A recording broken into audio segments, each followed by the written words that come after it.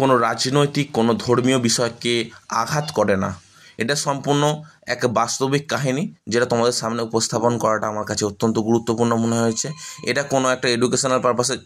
নমস্কার, আমাদের পশ্চিমবঙ্গের প্রত্যেকটি অগণিত ছাত্রছাত্রী যারা ভবিষ্যতের প্রতি চিন্তা করছো, কিছু একটা করবে, তাদের একটা বাস্তবিক ভিডিও সম্পর্কে কিছু আমি বলতে চাই। এসএসসি স্ক্যাম 2025 সম্পূর্ণরূপে একটা আদালতের আদেশে ঘটে গেল এক গুরুত্বপূর্ণ ঘটনা। চলো ঘটনাটা একটু শোনা যাক, কেমন লাগে আমাকে অবশ্যই জানিয়ে তোমরা সকলে কিন্তু রিভিউর জন্য অপেক্ষা করবো অবশ্যই। ঠিক আছে, চলো শুরু করা যাক। প্রথমে বলে রাখতে চাই, কারণ ডিসক্লেমার বিহীন ভিডিও, খুব ইম্পর্টেন্ট ভিডিও কিন্তু তোমাদের জন্য। ভিডিওটা দুজন এসএসসি ছাত্র অনেকদিন ধরে এসএসসি পরীক্ষা দিচ্ছে। তাদের দুজনেরই দুটো গার্লফ্রেন্ড আছে। গার্লফ্রেন্ডের সামনে বিয়ে, এসএসসির রেজাল্ট আউট, প্যানেলে তাদের নাম নেই। কি হলো? হঠাৎ অবাক, কি হলো প্যানেলে নাম নেই কেন? এত সুন্দর পরীক্ষা দিয়েছি। হঠাৎ করে জানা গেল প্যানেলটা উধাও হয়ে গেছিল। তারপরে আবার নাম সহ প্যানেলটা পাওয়া গেল।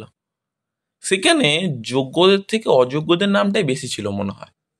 এরকমই মনে হলো এই দুটো ছাত্রের নাম ছিল অসীম, আর একজনের নাম হচ্ছে অপূর্ব। খুব ভালো লাগলো এই দুই ছাত্রের। এসএসসি এত সুন্দরভাবে পরীক্ষা দেওয়ার পর তাদের নামটা যখন বের হলো, তার মনে একটা আনন্দ এলো। আরে বাবা, কত বছর পর, 14 থেকে 15 বছর পর প্যানেলের নাম এলো, এরপর কি হবে? আর আমি কি করব এখন? এতদিন পর নাম এলো, আমি কি করব ঠিক বুঝে উঠতে পারলাম না। তারপর নাম এলো, স্বভাবতই যারা যোগ্য নয় তারাও চাকরি পেল, যারা যোগ্য তারাও চাকরি পেল। বলে না, সমাজে যোগ্য এবং অযোগ্যের মধ্যে পার্থক্য কোথায়? আরে যোগ্যরা তো একটু বেশি সম্মান পায় সমাজে, আর অযোগ্যরা তো আরও বেশি সম্মান পায়। কেন? কারণ আমরা যোগ্য। যারা যোগ্য হয় তারা কিন্তু সম্মান পায় না। তারপরে কি হলো? মারাত্মক ঘটনা ঘটলো। আস্তে আস্তে আস্তে আস্তে আস্তে আস্তে এসএসসি তৈরি হলো আবার নতুন করে। সিদ্ধান্ত হলো যে সমস্ত ছাত্রছাত্রীরা এসএসসি স্ক্যামের সাথে জড়িত, তাদের সকলেরই চাকরি যাদের দেওয়া হয়েছিল, চাকরি বাতিল করা হবে। হঠাৎ করে এত গুরুত্বপূর্ণ নির্দেশ এত কম সময়ের মধ্যে, সবার মাথায় বর্জ্যাঘাত। যারা অযোগ্য তারা তো 8-9 লক্ষ টাকা দিয়েছিল, তারা কিভাবে আবার টাকা ফেরত দেবে? এতগুলো টাকা আমরা ঘুষ খাওয়ালাম এবং এতদিন ধরে চাকরি করলাম, এত কিছু কিনলাম, ফ্ল্যাট বাড়ি, আবার টাকা ফেরত দিতে হবে? একটা গুরুত্বপূর্ণ চিন্তার বিষয়, কিন্তু মাথায় রাখতে হবে। কিন্তু পয়েন্ট টু বি নোটেড। ওকে, চলো শুরু করা যাক। ক্যাজুয়ালি নেবে ভিডিওটা, আশা করি। জানি না ভিডিওটা কেমন পৌঁছাবে তোমাদের কাছে, বাট ক্যাজুয়ালি নেবে। চলো শুরু করা যাক। এটা পশ্চিমবঙ্গ কিন্তু মাথায় রাখবে কথাটা। চলো এরপর ভিডিওটা ভালোভাবে শোনো। তারপরে কি হয়েছে, আমরা শিক্ষিত জনগণ, পশ্চিমবঙ্গের শিক্ষিত জনগণ, ঠিকই শোনে যে পশ্চিমবঙ্গের শিক্ষিত জনগণ। এবার কি হলো শোনো তাহলে। এবার হলো যে তুমি আস্তে আস্তে আস্তে আস্তে এসএসসি স্ক্যাম বেরোলো। স্ক্যাম বেরোনোর পর প্রত্যেক ছাত্রছাত্রী চাকরি চলে গেল। হ্যাঁ, সবাইকে টাকা ফেরত দিতে বলছে। আরে টাকা ফেরত দিতে হবে রে বাবা, অত চিন্তা করছিস কেন? টাকা ফেরত দিতে হবে, টাকা ফেরত দিতে হবে। সবাই টাকা ফেরত দেওয়ার জন্য তৎপর হয়ে যাচ্ছে। সঙ্গে সঙ্গে ভাবছে, এবার সরকার ভাবছে যোগ্য এবং অযোগ্য ছাত্রছাত্রীদের তো আমি খুঁজে পেলাম না, এসএসসিতে সব ছাত্রছাত্রীকে বাতিল করে দেওয়া হলো, সবাই টাকা দিচ্ছে। এতে যোগ্য ছাত্রছাত্রীরা কিন্তু অতিরিক্ত আনন্দ পেল। তাদের সামনে দুটোই অপশান খোলা রইল। এখন তাদের বয়স মোটামুটি, আমাদের পশ্চিমবঙ্গ তো চাকরি পেতে পেতে মোটামুটি তাদের বয়স প্রায় 30, 35, 40-এর কাছাকাছি দাঁড়িয়ে যায়। এই বয়সে এসে তারা ভাবছে পথে ঘাটে ভিক্ষা করব, বাবা মায়ের ওষুধ, গ্যাসের বিল থেকে শুরু করে বাড়ির রেন্ট, ইএমআই, ইন্স্যুরেন্স ক্লেমের টাকা কীভাবে দেবো? তাদের হাতে কিন্তু দুটোই অপশান খোলা আছে। একটা, সে নিজের জীবনটা সুন্দরভাবে আনন্দ করে বিলিয়ে দেওয়া, আশা করি কি বলতে চাইলাম বুঝতে পারছো।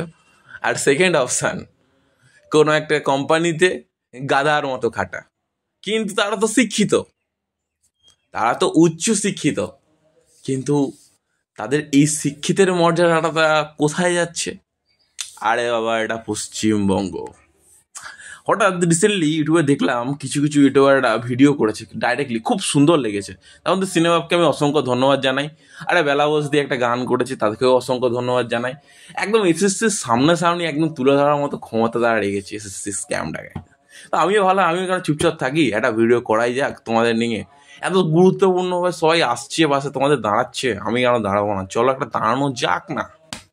আরে কি আছে, এটা তো পশ্চিমবঙ্গ না, এখানে শিক্ষিত জনগণদের কোনো দাম নেই। আরে তুমি BSc, BCom, MSc, MCom, master degree যাই কমপ্লিট করো, একটা চায়ের দোকান, একটা চপের দোকান না খুললে কিন্তু ঠিক মানায় না।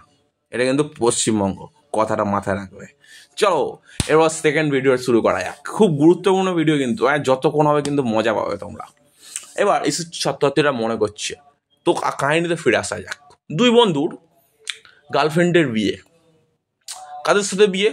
যারা এসএসসি স্ক্যামে ধরা পড়েছিল তাদের সাথেই শুনলাম নাকি বিয়ে ঠিক হয়েছে। কি হবে কি হবে কি হবে, অনেক চিন্তার বিষয়। কিন্তু পরবর্তীকালে জানা গেল যারা এসএসসি স্ক্যামে ধরা পড়েছিল, যারা যোগ্য এবং অযোগ্য দুজনেরই তো চাকরিহীন হয়ে গেল, তাই গার্লফ্রেন্ডের বিয়েটা অন্তত আটকে গেল। আর গার্লফ্রেন্ডেরও বলে হারি, 40 বছর বয়সে সরকারি চাকরিওয়ালা ছেলেদের বিয়ে করার জন্য এত আনন্দ হয়, ঠিক মানতে পারছে না পশ্চিমবঙ্গের সরকার। চালিয়ে যাক, একটা দম আছে বলতে হবে। কিন্তু ছাত্রছাত্রীর মধ্যে সরকারি চাকরি পাওয়ার টেন্ডেন্সির মধ্যে একটা দম আছে। একটা রিপোর্ট থেকে জানা গেছে 2025 সালে প্রায় 30,000 ভ্যাকেন্সির মধ্যে পরীক্ষা দিতে বসছে প্রায় 2 কোটি ছাত্রছাত্রী। আরে 30,000 ভ্যাকেন্সি আর 30,000 করোড়পতি পরীক্ষা দিতে বসছে 2 কোটি, মানে দুটো মেয়ে ছুটে যাচ্ছে রাস্তা দিয়ে, পেছনে 200 কোটি ছেলে ছুটছে এই দুটো মেয়েকে বিয়ে করবে বলে। এই অবস্থা হচ্ছে সরকারি চাকরির, তার মধ্যে আবার এসএসসি এত সুন্দর গুরুত্বপূর্ণ স্ক্যাম। আর কি চাই? জীবন তো আনন্দ। আমাদের এটা পশ্চিমবঙ্গ।